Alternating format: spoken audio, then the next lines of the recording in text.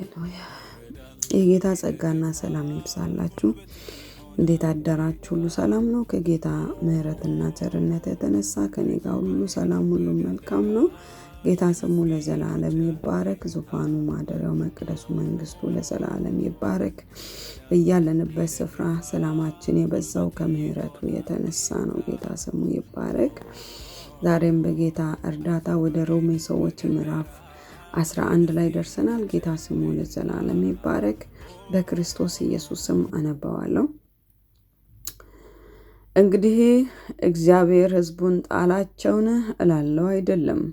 እኔ ደግሞ እስራኤላዊና ከአብርሃም ዘር ከቢንያምም ወገን ነኝና እግዚአብሔር አስቀድሞ ያወቃቸውን ሕዝብ አልጣላቸውም። መጽሐፍ ስለ ኤልያስ በተጻፈው የሚለውን በእግዚአብሔር ፊት እስራኤልን እንዴት እንደሚክስ አታውቁምን? ጌታ ሆይ ነቢያትህን ገደሉ፣ መሠዊያዎችህንም አፈረሱ። እኔም ብቻዬን ቀረሁ፣ ነፍሴንም ይሿታል። ነገር ግን አምላክ መልስ ምን አለው?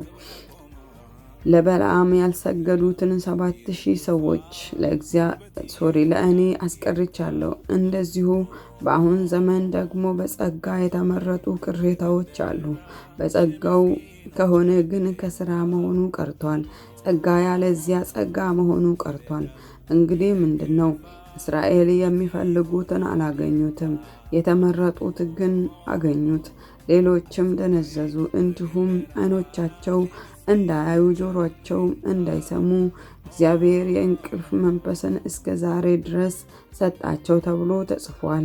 ዳዊትም ማዕዳቸው ወጥመድና አሽክላ መሰናከያም ፍዳም ይሁንባቸው፣ ዓይኖቻቸው እንዳያዩ ይጨልሙ፣ ጀርባቸውንም ዘውትር አጉብጥ ብሏል። እንግዲህ የተሰናከሉ እስኪወድቁ ድረስ ነውን? እላለሁ አይደለም። ነገር ግን እነርሱን ያስቀናቸው ዘንድ በእነርሱ በደል መዳን ለአሕዛብ ሆነ። ዳሩ ግን በደላቸው ለዓለም ባለጠግነት፣ መሸነፋቸው ለአሕዛብ ባለጠግነት ከሆነ ይልቁንስ መሙላታቸው እንዴት ይሆን? ለእናንተም ለአሕዛብ እናገራለሁ። እኔ የአሕዛብ ሐዋርያ በሆንኩ መጠን ሥጋዬ የሆኑትን አስቀንቼ ምናልባት ከእነርሱ አንዳንዱን አድን እንደሆነ አገልግሎቴን አከብራለሁ። የእነርሱን መጣል ለዓለም መታረቅ ከሆነም ከሙታን ከሚመጣ ሕይወት በቀር መመለሳቸው ምን ይሆን? በኩራቱም ቅዱስ ከሆነ ቡሆው ደግሞ ቅዱስ ነው። ስሩም ቅዱስ ከሆነ ቅርንጫፉ ደግሞ ቅዱስ ናቸው። ነገር ግን ከቅርንጫፎች አንዳንዱ ቢሰበሩ አንተም የበረሃ ወይራ የሆንክ በመካከላቸው ገብተህ ከእነርሱ ጋር የወይራ ዘይት ከሚወጣው ስር ተካፋይ ከሆንክ በቅርንጫፎቹ ላይ አትመካ። ብትመካባቸው ግን ስሩ አንተን ይሸከማል እንጂ ስሩን የምትሸከም አንተ አይደለህም። እንግዲህ እኔ እንዲገባ ቅርንጫፎች ተሰበሩ ትል ይሆናል። መልካም፣ እነርሱ ከአለማመን የተነሳ ተሰበሩ፣ አንተም ከእምነት የተነሳ ቆመሃል። ፍራ እንጂ የትዕቢት ነገር አታስብ። እግዚአብሔር እንደተፈጠሩት ለነበሩት ቅርንጫፎች ይራራላቸው ካልሆነ ለአንተ ደግሞ አይራራልህምና። እንግዲህ የእግዚአብሔርን ቸርነትና ጭካኔ ተመልከት። ጭካኔው በወደቁት ላይ ነው፣ በቸርነቱ ግን ጸንተህ ብትኖር የእግዚአብሔር ቸርነት በአንተ ላይ ነው። ያለዚያ አንተ ደግሞ ትቆረጣለህ። እነዚያ ደግሞ ባለማመናቸው ጸንቶ ባይኖሩ በዛፍ ውስጥ ይገባሉ፣ እግዚአብሔር መልሶ ሊያገባቸው ይችላልና። አንተ በፍጥረቱ የበረሃ ከነበረ ወይራ ተቆርጠ እንደ ፍጥረት ሳትሆን በመልካም ወይራ ከገባ ይልቁንስ እነዚያ በፍጥረታቸው ያሉት ቅርንጫፎች በራሳቸው ወይራ እንዴት አይገቡም? ወንድሞች ሆይ ልባሞች የሆናችሁ እንዳይመስላችሁ ይህ ምስጢር ታውቁ ዘንድ እወዳለሁ። የአሕዛብ ሙላት እስኪገባ ድረስ ድንዛዜ በእስራኤል በአንዳንድ በኩል ሆነባቸው። እንደዚሁም እስራኤል ሁሉ ይድናል። እንዲህ ተብሎ እንደተጻፈ መድኃኒት ከጽዮን ይወጣል፣ ከያዕቆብም ኃጢአተኝነትን ያስወግዳል። ኃጢአታቸውንም ሲወሰድላቸው ከእነርሱ ጋር የሚገባ ኪዳን ይህ ነው።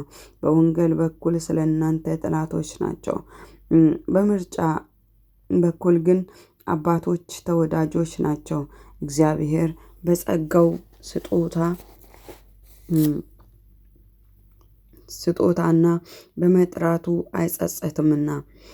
እናንተም ቀድሞ ለእግዚአብሔር እንዳልታዘዛችሁ አሁን ግን አለመታዘዛቸው የተነሳ ምሕረት እንዳገኛችሁ እንዲሁ በተማርሁበት ምሕረት እነርሱ ደግሞ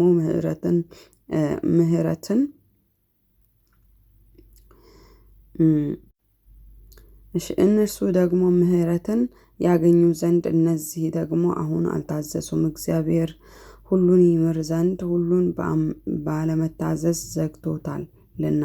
የእግዚአብሔር ባለጠግነት እና ጥበብ እውቀትም እንዴት ጥልቅ ነው! ፍርዱ እንዴት የማይመረመር ነው! ለመንገዱም ፈለጋ የለውም።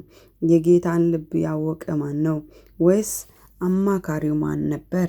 ወይስ ብድራቱን ይመልስ ዘንድ ለእርሱ አስቀድሞ የሰጠው ማን ነው? ከእርሱና በእርሱ ለእርሱም ነውና ለእርሱ ለዘላለም ክብር ይሁን፣ አሜን። ጌታ ኢየሱስ ስሙ ለዘላለም ይባረክ። ወገኖቼ እንግዲህ እዚህ ስፍራ ላይ ጌታ ኢየሱስ በብዙ መንገድ ይናገራልና እንዲሁ ደግሞ እጅግ በጣም ውስጤን የነካው ቃሎች ውስጥ ስሩም ቅዱስ ከሆነ ቅርንጫፎች ደግሞ ቅዱሳን ናቸው ይላል። ያ ማለት ክርስቶስ ኢየሱስ ቅዱስ ከሆነ ደግሞ እኛ ቅርንጫፎች ነን። በነገራችሁ ላይ ያው እናንተ ብዙዎች የምታውቁት ነው፣ ከኔ በላይ ታውቃላችሁ። እና ደግሞ ለማታውቁት ደግሞ ስር ማለት ክርስቶስ ኢየሱስ ነው፣ ቅርንጫፎች ማለት እኛ ነን። ስለዚህ ስሩ ክርስቶስ ቅዱስ ከሆነ እኛ ደግሞ ምን መሆን አለብን? ቅዱሳኖች መሆን አለብን። ይሄ ማለት ምን ማለት መሰላችሁ? ቅዱሳኖች መሆን አለብን ስንል ክርስቶስ ኢየሱስን መምሰል አለብን። ክርስቶስ እንዳዘዘ መኖር አለብን። ክርስቶስን በመምሰል ነው ህይወታችንን ቅዱስ ከሆነን ማለት ነው። ቅዱስ የሆነ እንግዲህ ቅዱስ የሆነ ነገር ያደርጋል አይደለ? ስለዚህ ቅዱስ መሆን አለብን ወገኖቼ። እኛ ስሮች ነን አይደለ? ስሮች ደግሞ ክርስቶስን በመምሰል ቅዱሳኖች መሆን አለብን። ቅርንጫፎች ምንድን ናቸው? ቅዱሳኖች ናቸው። ስለዚህ ስሩ ቅዱስ ነው ደግሞ አለው። እኛ ደግሞ ክርስቶስ ስር ከሆነ እኛ ደግሞ ቅርንጫፎች ነን። ስለዚህ ቅርንጫፎች ምን መሆን አለብን? ቅዱሳኖች መሆን አለብን። ጌታ ኢየሱስ ስሙ ለዘላለም ይባረክ፣ አሜን። ስለዚህ ወገኖቼ እላችኋለሁ